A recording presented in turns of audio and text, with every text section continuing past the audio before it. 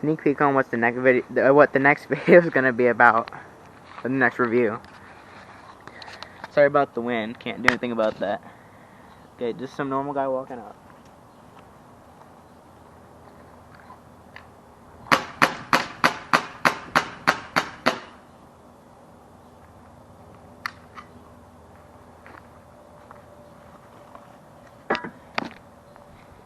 Look forward to that one. We're gonna a review of concealed carry holster that I can put a BB gun in if I feel like it.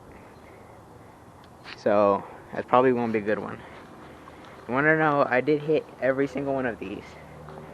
They just don't break as much as you'd think they would.